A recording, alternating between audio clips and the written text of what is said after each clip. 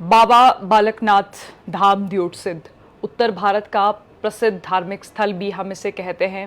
हिमाचल को शायद देवभूमि भी इसलिए कहते हैं क्योंकि यहाँ देवी देवताओं के साथ साथ संस्कृति का भी निवास स्थान रहा है। आज हम बात करेंगे बाबा बालकनाथ दियोटसिद्ध के मंदिर की कहानी की, और सबसे ख़ास बात यहाँ इस मंदिर की ये भी है कि इस मंदिर में आज भी महंत परंपरा चलती है।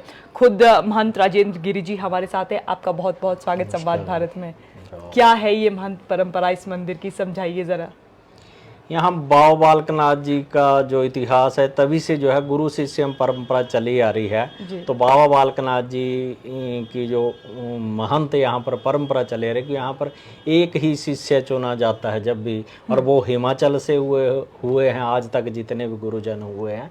तो बाबा बालकनाथ जी यहाँ पर आकर जब प्रकट हुए, सातलाई में बाबा बालकनाथ जी तपोस्थली है, उसके बाद दियोटसिद्ध गुफा में आकर, तो उसके बाद जो सेवा चली संत महात्माओं की, जो यहाँ पर सेवा चली, तो उसी वही परंपरा जो है यहाँ पर चली आ रही है। और गिरी परंपरा से होते हैं, और महंत जो यहाँ पर हुए हिमाचल से हुए हैं, एक ब्राह्मण परिवार से होते हैं। जब नया महंत के चुना जाता है तो उसको 10-12 साल की उम्र में लाया जाता है यहाँ पर। पहले उनके परिवार वालों से बातचीत की जाती है, फिर जन्म पत्री गुरु शिष्य की वो मिलाई जाती है, जो उसमें जो योग है वो सारी, और उसके बाद जो है जो सनातन संस्कृति का और संन्यास प्रक्रिया है वो पूरी की जाती है। फिर उसके पश्चात जो है अध्ययन के लिए अन्यत्र स्थान पर भेजा आपने जाता कहा है। कि महंत का यहाँ चुनाव होता है, उनके परिवार वालों से बातचीत होती है, उनको 12 साल की उम्र में यहाँ लाया जाता है।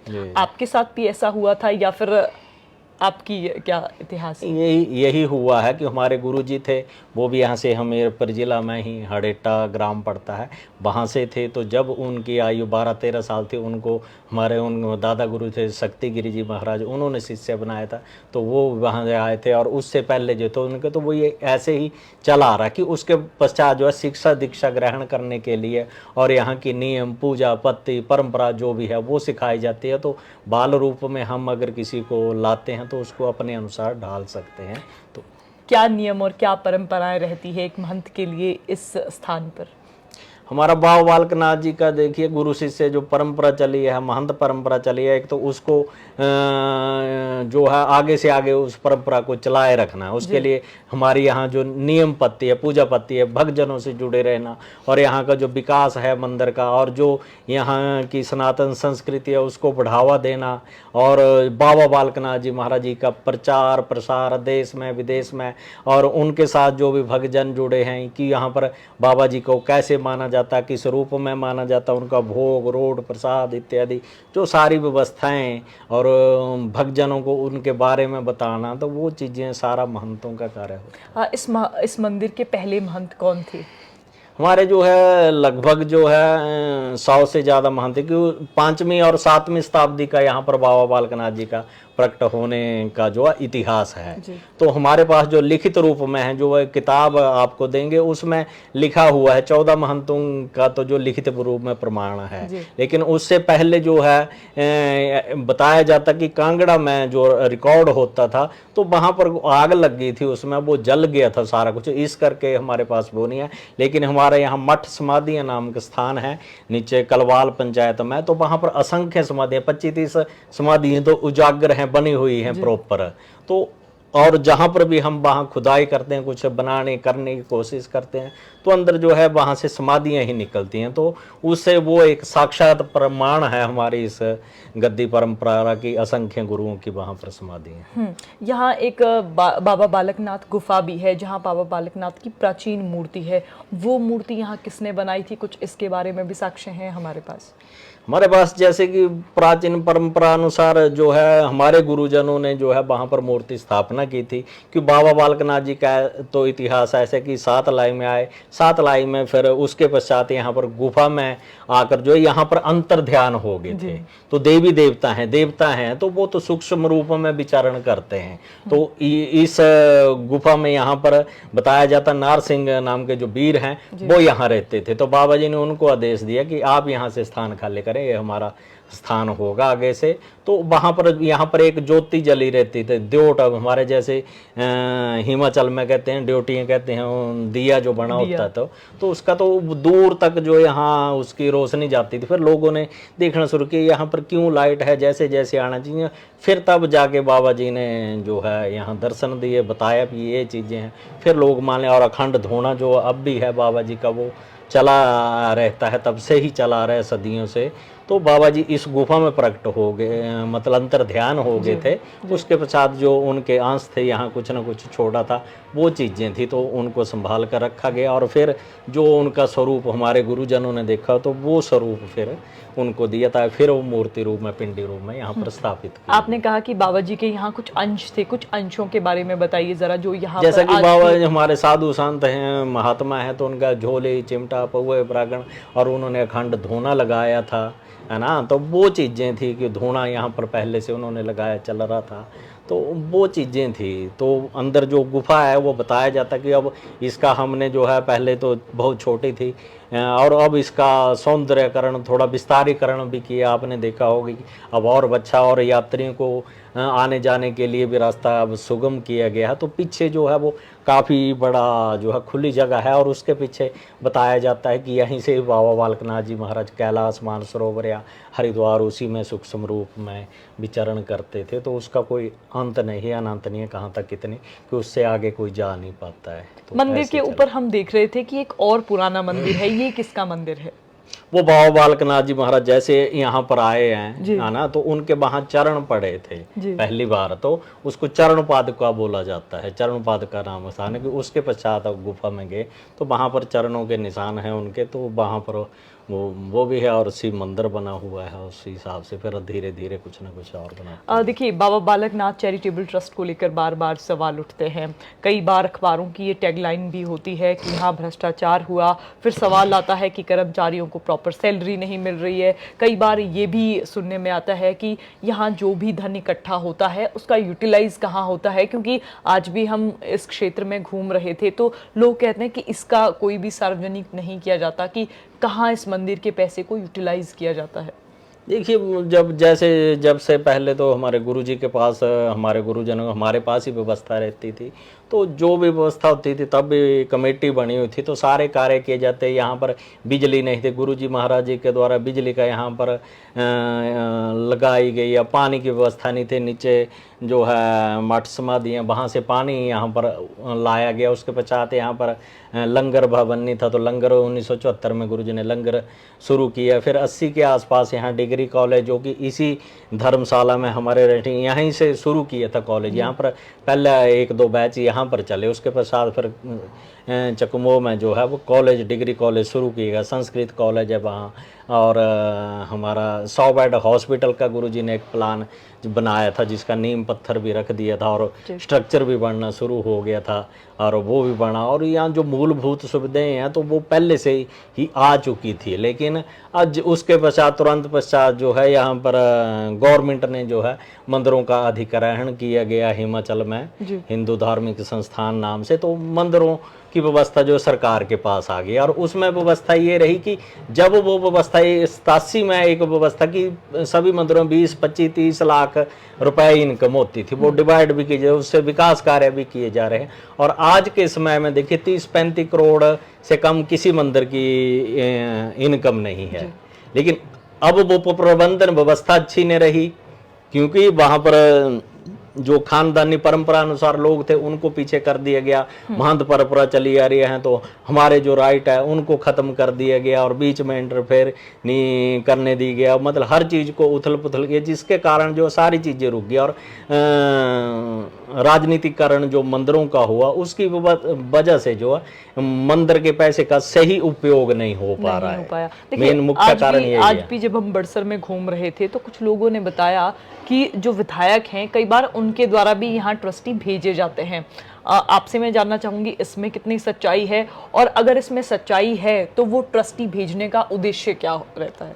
इसमें अब जो सरकार ने जो व्यवस्था बनाई है ना, उसमें यह है कि 3 या 4 लोग जो हैं जो वो परंपरागत यहाँ से मंदिर से जुड़े हैं, जैसे महंत हैं और हिस्सेदार हैं, तो उनमें से 3 आदमी इन्होंने लेने होते हैं 4। बाकी जो 10-12 ट्रस्टियों बनाते, तो वो तो विधायक जो रिकमेंड करता है, उसमें किसी की कोई नहीं चलती जी, हाँ जी ये बना दिए इस इसको, तो अपने चहेतों को ही बनाया जाता है। तो उसका ये मतलब नहीं होता कि वो लोग सामाजिक हैं, धार्मिक हैं और मंदिर के प्रति आस्थावान भी हैं, ऐसा करना है, ऐसा कुछ नहीं है कि किसी को भी बना दिया जाता है। तो वही वहीं से व्यवस्थाएं जो है गलत होनी शुरू हो जाती हैं कि जिसकी आस्था नहीं है मंदिर के प्रति, जिसका उद्देश्य नहीं है मंदिर में, क्यों मैनेजमेंट बना रहे हैं तो उसका उद्देश्य और पिछले समय अब कहीं भी कुछ भी अपने अनुसार ही परिवर्तित कर लेते हैं।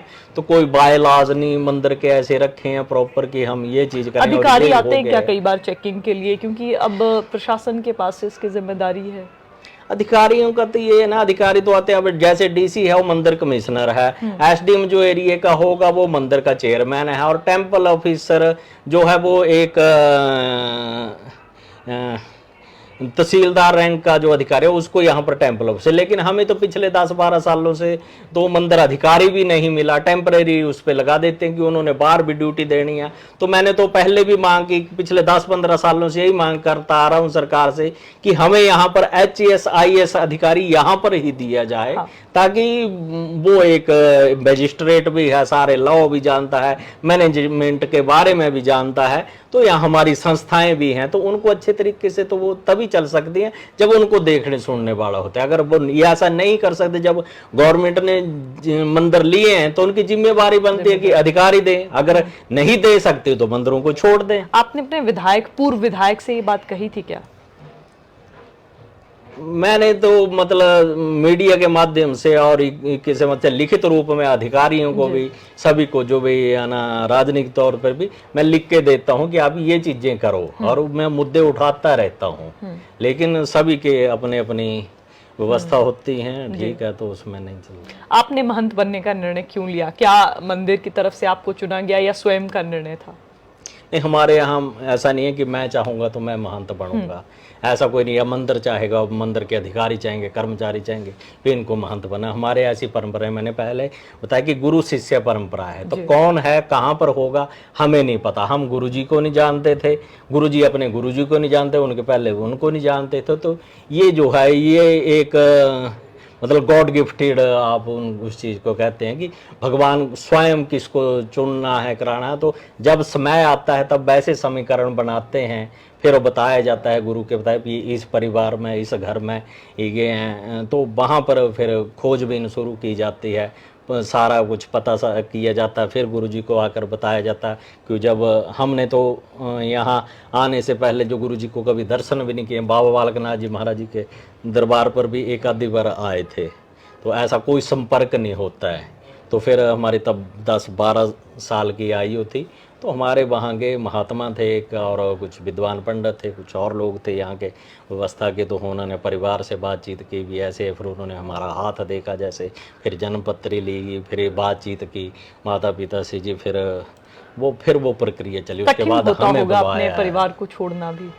हाँ, तो जब ऐसा ही का था तो हम तुम्हारी तो 10-12 साल आयु थी, तो इतना तो ज्ञान नहीं था। हमसे आए हैं, हम तो गांव में थे, खेतों में गए हुए थे, बकरियां और गाय भैंसे रखते, उनके पास भेजा हुआ था, फिर वहाँ से वापस लाया भी है। तो ऐसे आए, तो जैसे हमारे से पूछ गए कि भाई आपने वहाँ जाना है, ऐसा होगा, ये हो गया। मैंने कहा ठीक है, हमें तो कोई पता नहीं था। इस गुरु शिष्य परंपरा में महंत के लिए क्या चीज़ें ऐसी हैं जो निषेध होती हैं? यहाँ पर जो है विवाह शादी नहीं कर सकते हैं। उसके पश्चात जो है जो गुरु शिष्य परंपरा को निभाना जाए, जैसा कि हमारी परंपरा अनुसार चली आ रही है कि सामाजिक तौर पर हमारे उत्तरदाता धार्मिक के कार्यक्रम है, उनमें जाना और यहाँ की मंदिर व्यवस्था को बढ़ावा देना, तो हमारा कार्य तो मेन वही रहता है जी। और देखिए, एक अंतिम सवाल, इस मंदिर में क्या होना चाहिए? आपने बात की, आपने कहा कि इसमें राजनीतिक इंटरफेरेंस भी बहुत है, कई बार सरकारें भी जोर ध्यान नहीं देती हैं, चाहे सरकार किसी की भी हो। अब क्या होना चाहिए, क्या चाहते हैं आप? मैं तो यही चाहता हूँ कि सरकार, अगर सरकार के अधीन है तो सरकार मंदिरों पर ध्यान दे। जो यहाँ पर व्यवस्था है कि वो 30-35-40 करोड़ की रेवेन्यू मंदिर को आती है, तो उसके पैसे का जो है सही यूज होना चाहिए और मंदिरों का विस्तारीकरण करे।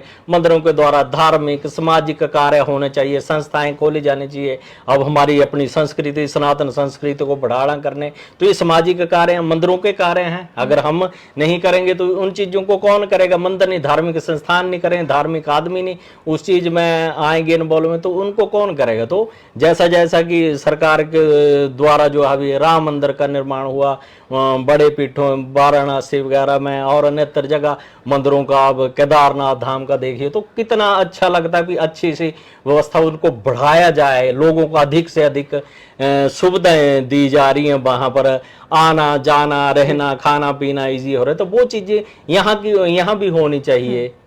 तो इन चीजों को बढ़ाया जाए और ज्यादा से ज्यादा यहाँ पर खास कर तो कोई कमी नहीं है मंदिरों में हमारे यहाँ, लेकिन यहाँ पर मैनेजमेंट की कमी है, व्यवस्था की कमी है, प्रबंधन की कमी है और अधिकारियों की कमी जो है, तो अधिकारी हमें देने चाहिए। अब 87 में मंदिर लिए, लेकिन व्यवस्था वही चली आ रही है, वही पुराने बूथ ने वो अधिकारी जी वही की है और रेवेन्यू पहुंच चुका आपका 35 करोड़ तक, 35 लाख से 35 करोड़ तक पहुंच चुका है। तो उसको संभालने के लिए, उसको चलाने के लिए भी तो वैसे अधिकारियों की जरूरत है। तो सरकार से आग्रह है कि अब अगर हमारे पास अधिकारी नहीं है, ज्यादातर ये अधिकारी ने तो कहाँ से दें, तो आप उसमें जो रिटायर हो रहे हैं HS IS बड़े अधिकारी जो बुद्धिजीवी वर्ग है उनको प्रधानता दें। 3-4-5 साल के लिए आप यहाँ मंदिरों को दें। 5 तो मंदिर हैं हमारे पास हिमाचल में और सबसे पूरी दुनिया में ख्याति है उनकी। हाँ, तो लोग यहाँ आए, देश से आते हैं, विदेशों से, अब उस अनुसार फिर प्लान बने, व्यवस्था आई का हो, एक अच्छा मैसेज आए तो हमारा तो यहाँ बढ़ेगा इस मंदिर टूरिज्म। की एक खास बात ये भी देखी हमने जब हम यहाँ से गुजर रहे थे कि पूरा मंदिर ये चट्टान पर ही टिका हुआ है और कुछ 2-4 और भी इमारतें हैं जो बिल्कुल चट्टान पर हैं। देखिए, अब देवी देवता हैं, ऋषि मुनि हैं, वो तो पहाड़ों पर ही वास करते आए हैं, तो उन्होंने तो एकांत ढूंढा था। जैसे जैसे फिर बाबा जी को जैसे प्रदान है, कलयुग में आपके घर घर में पूजा होगी, लोगों के कार्य सफल होने लगे हैं तो लोग आना जाना, फिर उसी अनुसार जो चीज़ें बढ़ती गई। लेकिन ये पहाड़ जो हैं वो मतलब मजबूत हैं, ऐसा कोई ऐसे दिक्कत नहीं है, लेकिन जहाँ लगता है तो उसका थोड़ा बहुत तो डेंटिंग पेंटिंग होती भी रहती है। तो उसी अनुसार वो ये एक अच्छा प्लान बनाया जाए, तो कहीं कुछ लगता है तो उसको हम पहले ही बना के सुधार के और अच्छे से पेश करें, तो वो चीज़ें ज़रूरी हैं। तो अमन जी, आपका बहुत बहुत धन्यवाद। आपका भी, आपके चैनल का बहुत बहुत आभार, धन्यवाद। हमारे साथ महंत राजेंद्र गिरी जी महाराज थे। हमने इस द्योतसिद्ध मंदिर यानी कि बाबा बालकनाथ मंदिर की क्या कहानी है ये भी आपको बताने की कोशिश की और हिमाचल में एकमात्र ऐसा ये पीठ है जहां पर आज भी महंत परंपरा, साधारण से शब्दों में आपको बताएं तो गुरु शिष्य परंपरा आज भी मौजूद है। तो फिलहाल संवाद भारत में अभी के लिए बस इतना ही। नमस्कार।